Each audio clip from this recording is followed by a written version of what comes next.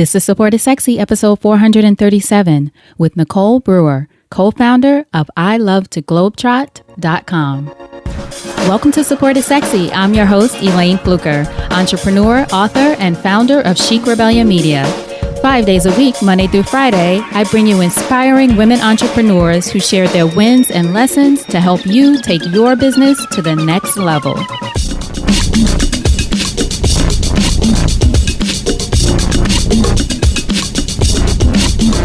Here we go.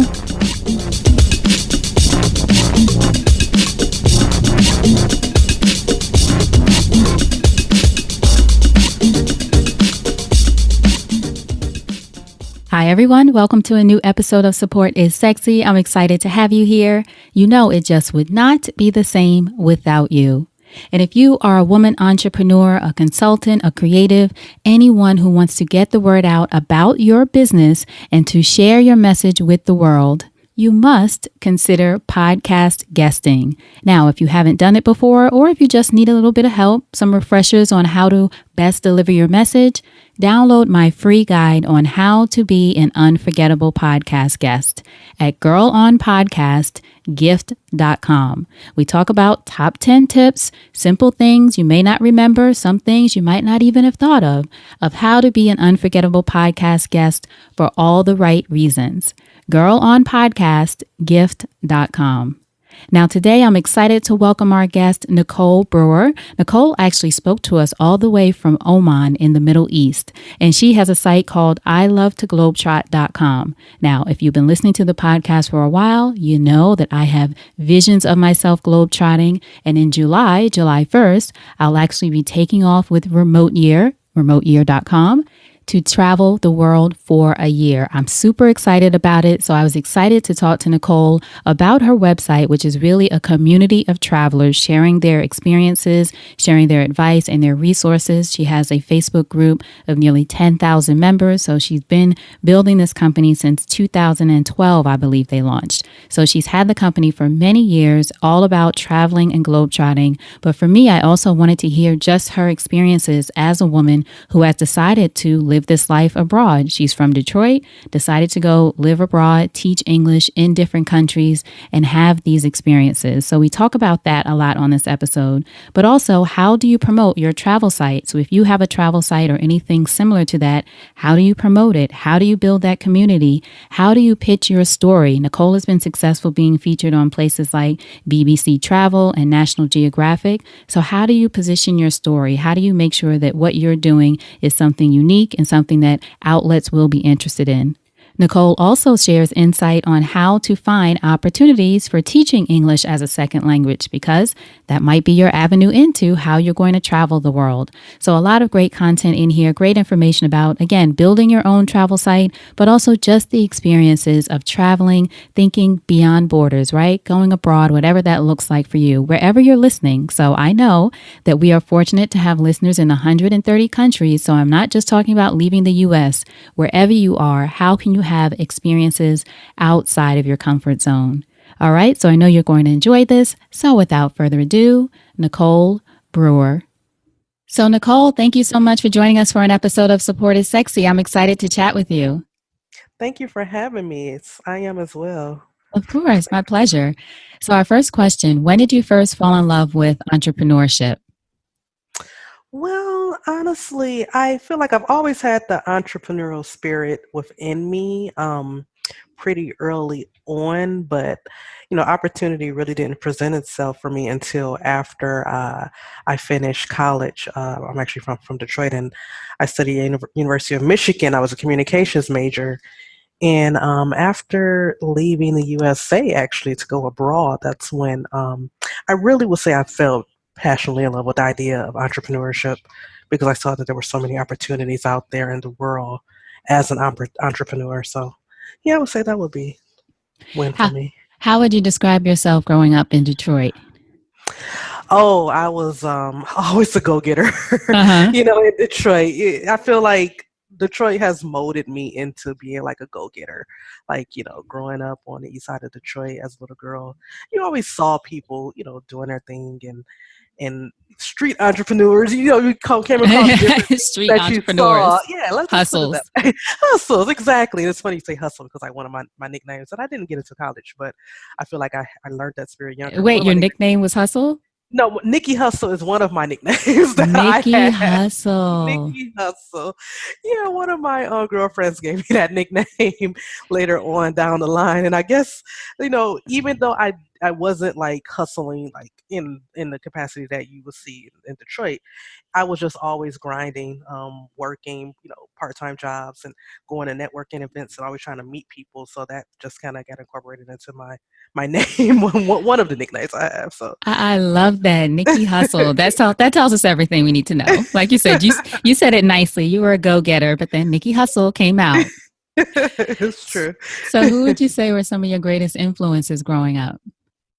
Some of my greatest influences growing up were definitely the people around me. Like my mom was such a positive influence for me because she always worked more than one job. She was a single mother at certain points. Like she was married at one point when we got divorced and became a single mother. So I always saw her working so hard to, keep food on the table for me and my sister. And when I decided I wanted to go to college to try to put money away for me. So my mother is a huge inspiration for me, as well as one of my aunts who she was one of the first people in our family to graduate with a 4-year college degree from University of Michigan, which is Mm-hmm. also my alma mater. So growing up, I always looked at her and I was like, oh, Auntie Kim, she, graduated from University of Michigan and I want to do that too. So I always had that those strong Black powerful women in my life that inspired me. When you went to school for communications, what did you think you were going to do when you got out of school? Did you have a sort of a job or career path in mind? I did. It's funny you said that because actually I started off on the path. I thought I was going to go into a communication major. Like I worked in market research for a few years before I decided to go on the path that I'm on now, living and working abroad as a teacher. But yeah, when my communication major, I learned a little bit about like advertising and marketing, and I became interested in market research, which obviously is helping me now further Mm-hmm. on in my life as an entrepreneur. So yeah, that was really my dream at Where are that we point. talking to you from? Where are you now? Are you in Detroit right now? No, actually, I'm living abroad. I'm currently based in Oman on the other side of the globe.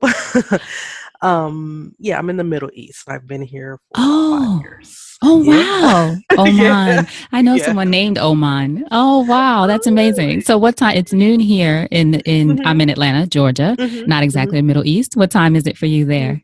It's actually 8 p.m. in Oman. So, Okay. Okay. Not too crazy. I've talked yeah, to not people too sometimes. bad. They're like, yeah, it's 2 in the morning here. I'm like, oh my Right. goodness. Thank you so much. That's Exactly. awesome. I'm glad that this time worked for you, honestly. Yeah. Oh, good. That's why I get, not to get too into the podcast, but that's why I give such a wide range of times for people Mhm. because I realize, oh, yeah, everybody's not going to be within 3 hours of where I am. So Exactly. excellent. Oh, super exciting. So tell us about, well, let's see. I have so many questions.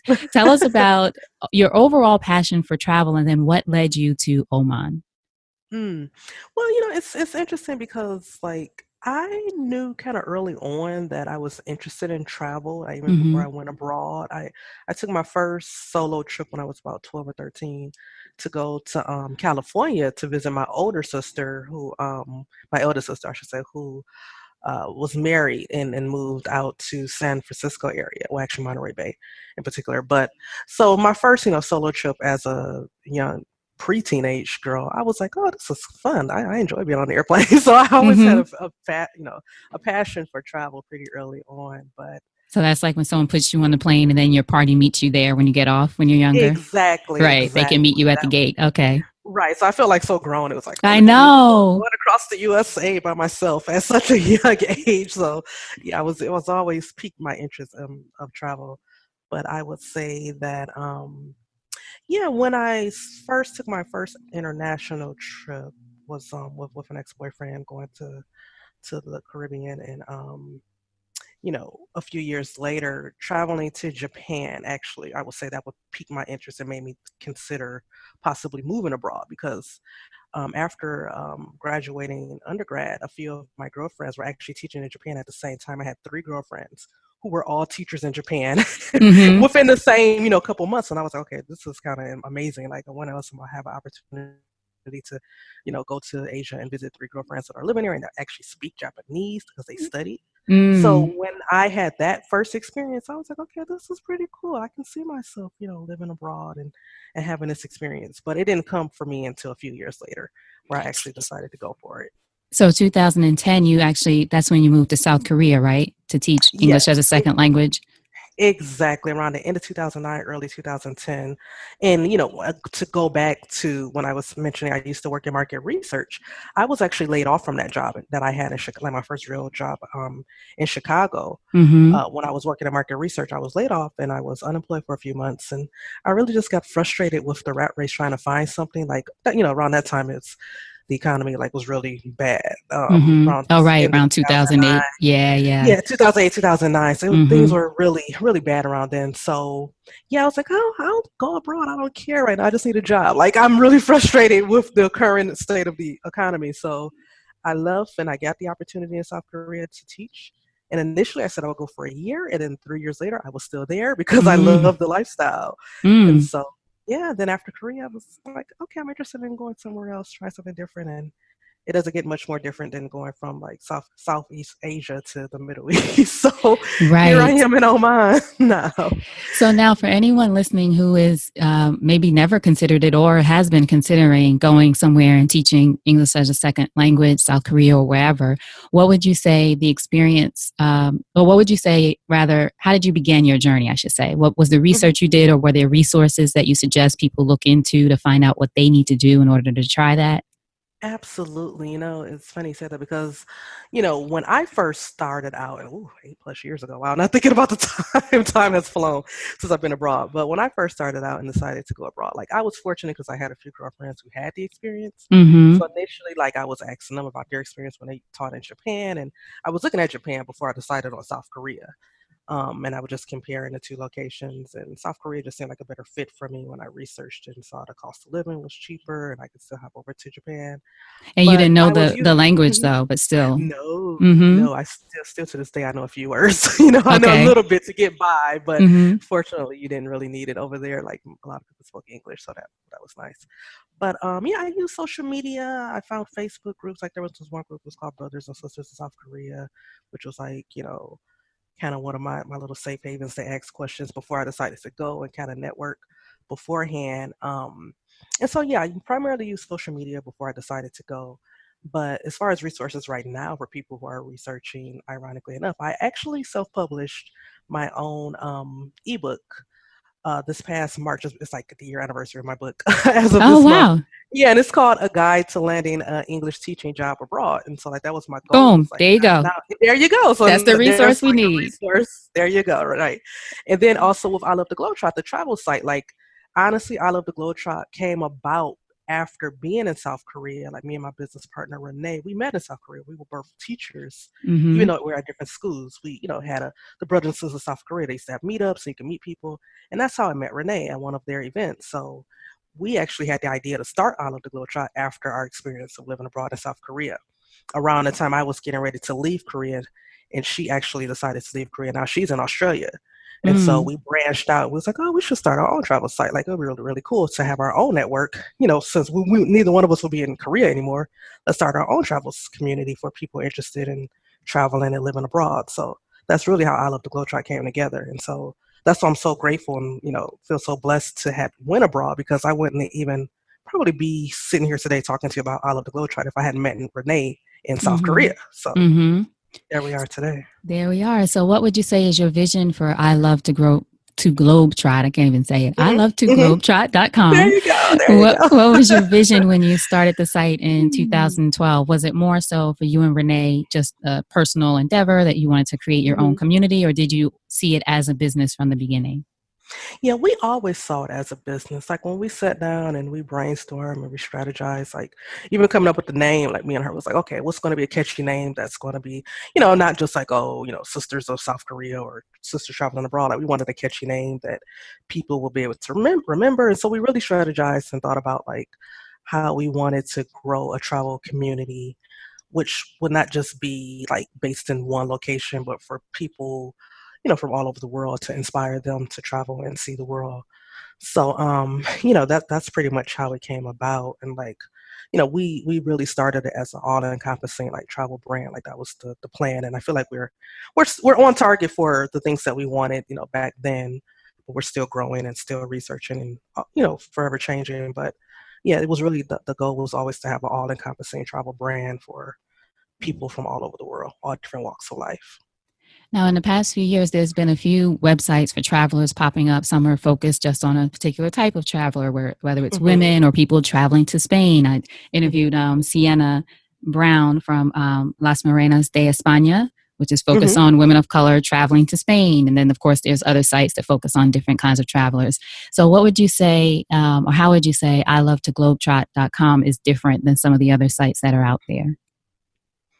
Well, that's really a good question because one of the things that, and even right now, me and Renee are like coming together and trying to decide if we're going to rebrand because we do feel like there's power in, focusing on one community like women or minorities.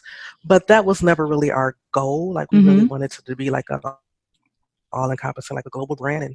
And, obviously the globe, everyone doesn't look like me. I'm African American woman. So we really didn't want to have our niche be too limited. So Mm-hmm. we really, even if we have the Facebook group of like almost 10,000 members now, and we have members Awesome. from all over the world right now. We have people from that are living in the Middle East, and we have white men, and we have black women, and it's nice seeing that we can have a civil conversation with people from other backgrounds other than us in our community. So Well, I that's do one feel of the like that. things. Sorry, Mhm. go ahead.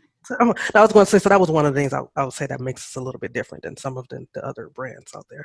Yes, I agree. I was going to, sorry to interrupt. I was going to say that's one of the Hmm. things that I actually loved when I looked at the site was that it was or is diverse. It's just travelers, different kinds of international travelers and telling their stories and their experiences. Absolutely. Thank you. Yes, of course. And it sounds like, too, I mean, I don't know if this is a part of it, but the idea, too, of people teaching English in different places as part of the story or the part of the way that they can travel abroad or all around the world in different places. Since you Hmm. have such expertise there, I would think that might be something to, Absolutely. yeah. Hmm. Yeah, absolutely. And that's the thing, like I was so focused like on trying to publish the book. Like that was a goal of mine for a few years, and I finally just sat down and said, okay, Nicole, you got to do this. I get so many inbox questions and queries about teaching abroad, and I was like, just put it in a book. Do some research, add Right. your own experience to it. So yeah, that's where that idea came from. But yeah, we're definitely we're going to have a strategy session this weekend, me and Renee. Once we can get on You are. yeah, because we're definitely like trying to focus on how we're going to monetize and rebrand certain things on the site. Like right now, when people go to the site, they're like, oh, I love to go try this, a blog. But it's like no, we're like, no, it's much more than a blog. Like we've been in the development of a travel app for the past few years, which Mm. has, honestly it's stalled a little bit because we've had some issues with the developer who's based in Australia. But we definitely have to come back to that. Like we're always been trying to think how we can keep moving and keeping up with the times with the site. How has it been? How have you been marketing it? How are you letting people know, in addition to being on podcasts, of course? Yes. But what are some of the other ways, just for people listening who might have, whether it's a travel site or any kind of website they've started and Hmm. want to Hmm. build a community one, which you sound like you've done a great job of with 10,000 plus people in your Facebook group, but Thank you. also letting people know, that the site is there and the content is there. What are the ways that you all promote it? Absolutely. Well, definitely reaching out and looking for opportunities to have podcast interviews and features. One of the things, like if you look at I Love the Globetrot, which as an expat living in the Middle East, as a African American woman, like my story is pretty unique Mm-hmm. compared to maybe someone else who started a travel site. So, I've done a really good job at pitching like magazines and newspapers, and I've been featured on travel. So I've been featured on National Geographic Travel and BBC Travel, and some different travel publications, and really any of those feature opportunities, a chance for someone to possibly click on the link to I Love to Go Try and check out the site. So that's been a biggie for us currently is the features and publications. But this summer, I'm going to be speaking at a travel bloggers conference in the Czech Republic. So Mm-hmm. I'm really looking at more opportunities to get into public speaking, and I pitched some other opportunities this summer. Knock on wood, I'm waiting to hopefully hear about some good things. So definitely speaking and getting your name out there, and you know reaching out to publications if you have a unique story to tell. People are interested in hearing it. So that's really been a biggie for us, getting our brand, our name out there. Very smart. Now, what's the event in the Czech Republic for anyone who might make it out there? Yeah, What's the that'd be name of the cool. conference? Oh, that would be cool. Actually, I'm glad you mentioned that. So it's called TBEX, Travel Bloggers Exchange Conference. TBEX stands short for Travel Bloggers Exchange Conference, but their site is tbexcon.com. So it's really, especially for people who are interested in possibly getting into the travel field as a blogger or as a freelance writer. It's really a great opportunity to network with other people in the field like me and other, prominent writers and even travel companies and tourism boards. Like, it's a great opportunity to network with people in the travel field. So I'm pretty Right. excited. My topic, I'll be discussing how to position yourself as a travel writer in an emerging market. So, like, a lot of people may be Googling now after hearing, like, oh, she's in Oman. Where's Oman? Like, Oman is not a very popular destination. So Mm-hmm. right now, I feel like it's been a great time to be based here because it's becoming more known on the map. Like, they've been on several, like Forbes and Travel and Leisure website in the past couple of years as an up and coming destination. So being based in an up and coming destination as a travel blogger, like, it's really kind of a dream come true. Many opportunities and doors have opened. So I will be talking about how to position yourself So, and pitching brands like o- hotels, what have you. okay. So now we want to preview. How do you position yourself in an emerging market? What would you say? It's one of my questions. um, What would you say has been the key yeah. for you?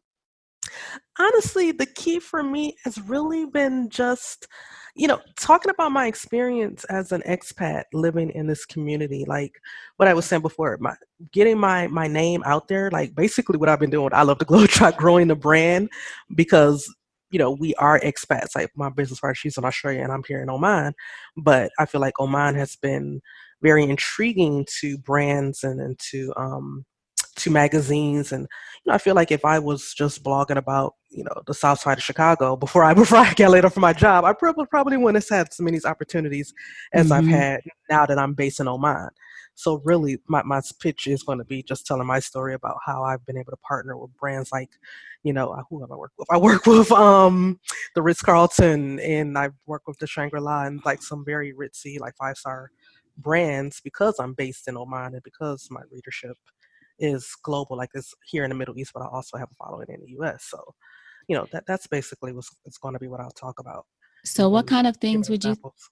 Sorry. Mhm. So, what kind of That's things all. would you say that that brands like the Ritz Carlton or other places, at least in your experience, what would you say they look for when they're looking at different travel bloggers? Because to your point, if you were covering a destination that many people travel to, like Mhm. Mexico City, which is beautiful and fantastic, and I'll be going there Mhm. soon. So, shout out to Mexico City. But That'd be it's a common destination, as like you said, Oman is not. So, what kind mhm. of things would you say that you found that brands that you've been able to partner with in different ways look for anyone listening again who's thinking about that? That's a very good question. Well, one of the things that I realize that brands are looking for is like engagement. The fact that I have this travel community, and like you said, if you hop over there right now, you will see people asking questions and posting pictures. Like, we had a group trip to India just this earlier this month. My business partner took a group, so it's very active and engaging. Like 10,000, like that's the magic number that everybody wants to get to on at least one platform. But I know that there are people out there in the travel field or other bloggers who have like 100,000 followers, and of course they're getting snapping up a lot of opportunities. But I feel like what I've been able to do is show brands that I have a very engaging community with my travel group, as well as like the opportunities when they see that my website has been featured on those prominent publications like National Geographic and BBC Travel. Like, those are things that really catch their eye. And I'm like, okay, we want to work with you. Mm-hmm. So yeah. One of the things, a couple more questions about this part. One of the things that you mentioned too was the importance of sharing your story as an African American woman living in the Middle East and in a Mm-hmm. place like Oman. So, how would you say you have sort of mastered, if you will, sharing your story or pitching your story? What is it? What works for you? Again, for people listening who are, and I'm very big on story, obviously, and Mm-hmm. storytelling. I love it. Mm-hmm. So I'm interested in what have you found that has worked for you as far as a pitch when telling your story. Very good. Um, yeah, one of the things I would say that has worked for me is basically just giving a little bit of background information on like where I've come from to where I am now. Mm, Like when I usually start off my pitches, not regarding like working with hotels and brands, that's a totally different type of pitch. But when my right, pitch when I'm trying to get in publications, right. it's like in or featured on a travel magazine, like I would say that, I'm a African American woman who is from Detroit, Michigan, but I'm currently based in Oman. And when I try to give a little bit of background history about the fact that I went from basically being unemployed, like to now living in the Middle East and inspiring other people to travel abroad, like how you can go from like A to Z within a year time. Like people want to fall in love with your story. So definitely, Mm. don't be embarrassed or afraid to talk about the bad things that have happened. And now, coming from that to accomplishing these huge goals, like people, that's the story that people want to hear, I would say. Yeah, I think I just did an email to a group that I have and talked about sort of just what you mentioned, the importance of taking people through the journey. So it's not all Hmm. the highlights, maybe when you're talking to brands, maybe it is, but when you're really Exactly. sharing, building a community and sharing your story, people want to Yes. see where the dip was, how you came out of it, how it's going now, kind of thing. So I think that's a very important message. I love what you said. People want to fall in love with your story. Absolutely. Thank you. Thank you so much. Yeah, excellent. So now tell us, as you mentioned again earlier about your community on the Facebook group, sounds like it's really growing and doing well. How would you suggest for people wanting to build an online community like a Facebook group or something like that? What do you feel like has been the keys to your success there?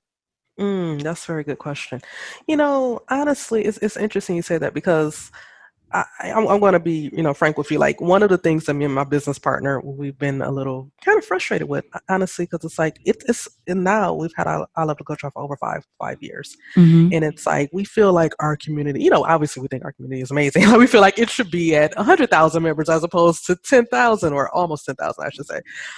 So it's like we're still working on like trying to build up to the numbers that we would really desire. But one of the things that we've been pretty consistent with is like the posting like every day. Like even when we're traveling, we try to keep up with posting in the community and asking engaging questions and posting pictures and just really keeping a dialogue going. Mm-hmm. But like for example, we also wanted to keep the community clean. We don't want people just spam like so you can have a group with 100,000 members and people are just spamming it and just putting Right. Just everything promoting in their there, own stuff and just promoting their whatever. own stuff. Yeah. Mm-hmm. Exactly. So we've definitely had issue with that. So we decided what we do is we have a biweekly thread called Travel Tuesday. Ironically enough, today's Tuesday. But travel, out of research, we realized that Travel Tuesday is the day that many travel bloggers post their new blogs, and even on Twitter, like they have Travel Talk on Mm. Twitter on Tuesdays. So Travel Tuesday is it's like a big hashtag. So we started a Travel Tuesday thread. So for the other members of our community who are bloggers, for them to post their blogs and their vlogs in that particular thread, instead of just like spamming the wall. And so, the thing is, like, we want the wall to be based on when you go there, you're going to see travel deals, you're going to see flight deals, you're going to see people asking questions.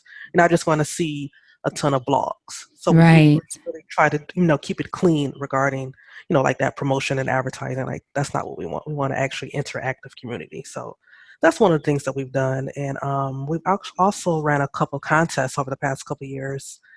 Last year we had a travel selfie contest. We gave away like a Visa gift card that anyone can use for a flight or a hotel. And when we had that contest, like loads of pictures were getting posted of people taking pictures of themselves, a travel selfie. So contests are important, but engagement with your community is just as important as well. And I think that's such a great tip about having a certain day, whether it's Travel Tuesdays or whatever day for everyone listening works well for your group or your niche.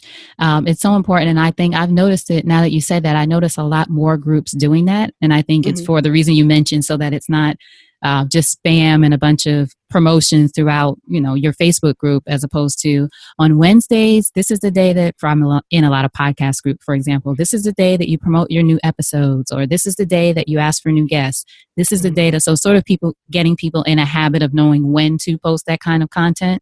And then usually people I think you can turn off the commenting at a certain time. Like some people say Yeah. after midnight, right? You can't comment Mm-hmm. anymore. So it really gives Hmm. people, do it during this time, come on during this time. And then other times we're focused on what the group is really all about. So Exactly. that's great advice. Great, great, Yeah. great. Excellent. Thank you. Thank you. So in what ways would you say that travel overall has enriched your life? Ooh, very good question. I would say that outside of being able to just really realize what my true passion and I feel like what my calling is like inspiring other people to travel. Travel it's really taught me another level of self-confidence, especially as an entrepreneur, as a businesswoman. Like it, it definitely takes a certain, to be like, okay, I'm going to go to Morocco by myself, or I'm going to go to Egypt by myself. Like, Right. some people are just like, oh, I can't believe you're doing these things. And I used to tell them like, okay, I'm a little, African American girl from the east side of Detroit. If I can survive Detroit, I can survive Egypt. Like Bring it on, Morocco. that's Right. there it is exactly. That's one of my mottos. So it's like, but I feel like that, that's one thing to say, but to actually conquer it, that's a whole nother thing. So I've definitely felt like I've gained more confidence in myself as I've traveled more and seen more of the world. But I've also learned more about myself. Like the more I travel, and especially even living abroad, like immersing myself in another culture, like this definitely isn't easy. Like for the average person to be like, oh, I'm just going to up and go and live in the Middle East for a few years. Like I've gained another level of confidence, but also respect for other cultures by immersing myself in other cultures. So. Right. Because you have to sort of adapt to the culture there Mm-hmm. in the Yeah, ways, right? absolutely. Yes, and I thank you for mentioning too, just about traveling solo as a woman, especially, and then a woman of color. I was speaking to someone, oh gosh, I can't remember who it was the other day, and but she's a white woman though, but she talked about. At least as part of her mission to encourage women and women of color, especially to travel more, but Mm-hmm. understanding that how she moves about in the world as a white woman is different than how I might move about as a black woman, just from a matter of safety or other different things. Of course, not to say other countries are dangerous to people of different colors, but hey, this is the world we live in. So it's a little Absolutely. different for me. It's a little different from her. And then it's different for a white man to move about throughout the world. So since piggybacking on what you mentioned about that, how did you overcome, or was there any fear for you in going into certain countries by yourself, travel, or whether you were going to live? And then how did you get over that fear and then getting over other people's fears? Because sometimes I think that's what keeps a lot of Mm, us from traveling, right? Other people, you yes. crazy going to so and so by yourself? This can happen, that can happen, etc. Absolutely. I'm so glad you said that because, like, that's one thing I feel like I'm not going to say that I'm totally fearless. Right. Obviously, I have fears, but I do feel like I've had a certain level of confidence because when you grew up in the inner city, you're just like, I'm always watching my back wherever I go anyway. So Mm-hmm. it was kind of like I always just had that mentality, like, okay, you know, just watch your back, just be as careful as you can wherever you go. Because, like you said, you're going to deal with issues, isms, and, racism and different, biases in the US or outside of the US, wherever you go, you have to deal with those things. But my whole notion was I don't want to be paralyzed by fear. I want to live the life that I really want to live. And, like I said, since that first flight at 12 years old, like I knew I was like, this is it for me. Like I'm going to be traveling the rest of my life, Mm-hmm. So it's like, I think, it was an internal thing for me to realize that pretty early on that that's something that I wanted to do. But yeah, also not allowing other people to get in your head and give you misconceptions. That's one of the things that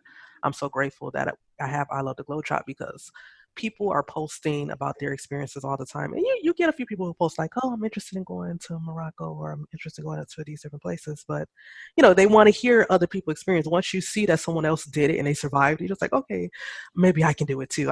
Or like, for example, like your mom may be like, I don't want you going to Greece by yourself. But Mm-hmm. if you show in I Love the, you can be like, okay, let me show you an I Love the Globetrot. Like this girl, she went by herself just a week ago, and she's okay. Like She's fine. it's She nice. survived. It's fine. She survived. So that's the beauty of having a community like this. Is Yes. we really are inspiring people and showing our stories and hopefully inspiring, the person who was telling them not to do it the next time. Like, okay, you should do it. So that's really one of our goals with the community. Um, And yeah, it's really kind of an internal thing, but when you have a community of people who are rooting you on, like buy that flight deal, like you literally will see that sometimes the pressure, Right. out of the You're like, I got to Globetrotting take deal. advantage. Yeah. Getting you Yeah, excited about it as opposed to yeah, anxious, right? exactly. Got to change that energy, from negative to positive. So And I love yeah. what you said too about even just look at this person survived it, or being able to see that, because it's one thing I think to buy, the travel books or things like that about the great locations, et cetera, in Greece or wherever, which is great information. But to see someone who did it, who looks like you, or who is a Mhm. woman, or who went by herself, whatever the circumstances that makes it familiar to you, I think connects with you in a different way. Absolutely. Yeah, I agree. Yeah. So, what would you say, as an entrepreneur, especially in this type of business, has been one of the greatest challenges that you faced so far, and how are you moving beyond it? Ooh, that's an excellent question. Honestly, I would say one of the greatest challenges, it's really where we're at right now. I feel like we're at a pivotal point Hmm. because like we've been gradually, slowly growing, but we definitely want to grow even more. So like marketing and promotion, like that's something that we are still working on building, getting a name out there. It's one of the things that we are really focused on right now, but also like more ways to monetize. So it's kind of like you kind of get you're kind of trapped in like a little bubble. Like, okay, you go to I love the Globetrot, you will see like we've had sponsored post opportunities for trying to make money, and now we're going more into the trips dynamic. Like we had a group trip that went to India this year, and um, so it's like we are trying to not put our eggs in one basket. Like we're trying to Hmm. definitely grow the brand in different avenues. And so that's one of the things that we're finding is a challenge right now, just really trying to find something that's going to work, you know, not like, Right. we're testing out different avenues and still just, you know, researching and deciding how we're going to get to that next level because we're always trying to grow and get to the next level. So that's where we're Right. at right now. And the And community doesn't. I'm sorry, yes. Sorry, I was going to say the community doesn't pay to be. You don't pay to be a part of the community. It's sort of open, and people can go on and look at the information. Right? You don't. Do you have a Mhm. membership kind of thing yet? No, we don't. And that was something Mm-hmm. that we considered when we were going, because like I said, we've been in the development phase of the app right now. And, Mm-hmm. we Oh, have the right. Facebook, like we have our travel community, the group is on Facebook, and that's not our platform. Like technically, if you look at the terms of Facebook, like technically you're not supposed to charge somebody on their platform to Right. be Of in your course. community. Yeah. So Yeah. that was the thing. So that was the whole notion of us starting the app with, being able to log into the community on your phone Mm, and on our ilovetoglobetrot.com. Like even if you go there now, you can see that you can log in as a user, like you can create a username and password. So we mm, don't have a actual membership fee because we just felt like in researching, like there's all of these travel groups on other platforms. Like why would we charge these members to get this information from our community when they can go to the next community? So really it was more about looking at like how you can partner with brands and getting sponsorship, working with travel companies who are looking for the data and information from our members. So mm-hmm. that was one of the things that we were looking at going into the future of the app, how we can monetize the app. Like that's what we're actually still researching and looking into right now. But we didn't know Right. if we wanted to go that membership fee routes. So we Yes. And just like you said, your community too, you can have data and research that you could provide to different companies if they're interested in that, exactly. do different stuff. There are a lot of different ways. I always say 7 streams of income, girl. Like you have at least Yes. seven different, If multiple you look streams on of income. absolutely. I'm sitting here looking at my vision board right now. I have $1 million baby on there. I mean, I have make money, hustle. Like these are the things that are on my billboard that I'm looking at right now. And that's one of the things that I've always heard, 7 streams. I was like, I got a couple rolling in, but I can That's still right. And use I about think, five more. right. And I think what you said too is important, just with you and your partner Renee are kind of experimenting right now. I feel Hmm. like that's Hmm. part of the process. You're at a pivotal point. You're looking at ways that you can pivot, it sounds like, if needed, Yes, and then looking at different ways and experimenting, seeing what works. absolutely. That's so important, I think. Yes. Yeah. What would you say that entrepreneurship has taught you about yourself as a woman? Ooh, I would say that entrepreneurship has taught me that I am definitely stronger than I realized. If I look at myself from like 10 years ago, back in my like, early 20s to like now into my like, mid 30s, like I'm not the same woman I was before I decided to be an entrepreneur. Hmm. I've definitely realized like I feel like, especially as a woman, I feel like sometimes we let fear take over. And like looking at my vision board right now, I have fearless. One of the things that's on my vision board, and it's like to be successful in business, you have to be fearless. Like you have to take chances because that's the only way you're going to get to that next level. So I would say being an entrepreneur has, gave me that gumption and that drive to be a bit fearless and invest in myself and in my business. Hmm. So, in closing, Nicole, if you think over your life and career and you had the chance to thank only one person whose support was critical to you personally or professionally, who would that be and what would you say? Oh, one person. That's tough. I would definitely. I mean, honestly, as soon as you said that, the person that popped in my head though was my mom. Like the she's been my support system, ever since from day one. So I definitely would have to just like thank my mom for always, even now she's like, oh, well, I was in my Uber and I told my Uber driver about I Love the Globetrotter. He went on the Oh, site. And I'm just like, she's just like my number one I love cheerleader. You know it. what I mean? So exactly like she's always recruiting for me, members of I Love the Globetrotter her own way, So I would definitely just have to thank my mom for being a support system and always cheering me on and being there for me. Being on the other side of the globe is I know it's not easy for her as a mother, Hmm. but we Skype and we chat all the time. And honestly, I feel like I talk more to my mom now that I'm abroad than I did when I was in the States. Honestly, so yeah, I'm so thank glad her. to hear you say that. Thank you for sharing that. But also, I have a trip coming up with Remote Year, which I talk about a lot. I don't Mhm. know if you've heard Oh about yeah, I'm Remote. familiar. Yes. Yeah, so I leave July 1st. I'm super excited about it. Oh, But I am very close to my parents. And in fact, I moved from New York to Atlanta, where I am now, to be closer to them. They're elderly, they're hmm healthy. I always say thank God. But hmm they're older, so I wanted to be closer to them. absolutely. So I do have some fear about, I don't want to project fear, right? I do have Mhm. some. I'm aware Reservation. that being Yes. exactly, I'm aware that being away from them is going to be difficult, probably for me and for them. Yes. So to hear you Yes. say that you feel like you talk to your mom more, I need to start practicing with my mom on Skype and all those kind of hmm things so she can feel, hmm I'm especially close to her, feel connected. hmm So I'm happy to hear you say just that you feel like Yeah. you're even closer now. You talk to her more, I should say. Absolutely. Is she on Facebook Messenger? Because me and my mom we talk on Facebook Messenger all the You time. do, girl. My mom is 87. I'm afraid to get my mother Oh, on Facebook. okay. She'll Well, start yeah, that's sharing a too whole nother. much. I Okay, just feel, okay, that's a whole I feel nother. like My mom once is in her 60s, so that's a little yeah, different. I'm completely selfish. I feel like once she figures it out, it's going to be too much. I'm trying to limit her access. Don't tell her. Understandable. I'm like, I may get her Absolutely. WhatsApp, get her Skype, and then let's see what happens. I There you mean, go. Let's make it yes. work. I just recently started teaching her about Lyft. So she's in a Lyft right now. Ooh, Actually, I'm all speaking to you right. and peeking at my phone to see what time they arrive. Anyway, Nice. it's Exciting. this part of their life, girl, and you start taking I care of them. understand. I understand. My mom is actually in Atlanta too, so that's why I'm Oh, counting. I'm counting down the months. I'll be back in the States in the middle of June, like a few days before my birthday. So I'm like, oh, I can't wait to see my mom and my oh, sisters and nice. nephews. So I'm excited. Everybody's here. So what would Yes. you, before we let you go, would you say that at this point you just see yourself continuing to travel to different places? Like do you have a sense of at this point I'll stop and go back to the States, or you just want to continue to live abroad? Oh, that is the million-dollar question. I get that a lot. At this particular point in my life, like, I mean, I pray that everything, continues to go the way that it is. I love to go try to, and my mom, like, I think that would be the biggest factor for, like you were saying, that's really one of my fears. No, Hmm. one of not fears, but one of the things that, I worry about is Hmm. my mother and my, getting up in age. I do want to be there with her later on down the line. But at this particular point in time, I see myself staying abroad just because I fell in love with this lifestyle. Like I really love Hmm. traveling and living abroad, and my mom is comfortable and she understands my passion for it. So as long as my family supports it, I'm really blessed and grateful for that. But I'll be gone for a bit longer, I'm sure, at I'm this rate sure where I'm it at. Yeah, sounds like it. You're like, I'm not yeah, coming back. Yeah, it sounds like it. right. So, so tell us now the ways that we can support you. I'll have links to everything, of course, but tell everyone the website, how to spell it so they can find Okay, it, and any other ways we can absolutely. get in touch with you.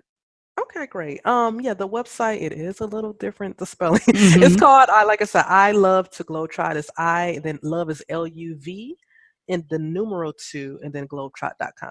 So that's the website, and actually we go by that same name for all of our social media handles on Facebook. That's the name of the Facebook group that we have, as well as the fan page. If you search "I Love to Globetrot," you'll find it.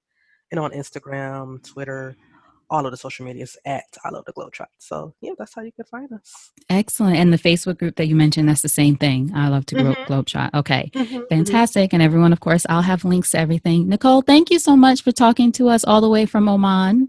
Thank you. I Yeah. appreciate it. This has been Yeah. lovely. Wonderful. Now, before you go, what's a parting piece of advice from you to our listeners about anything?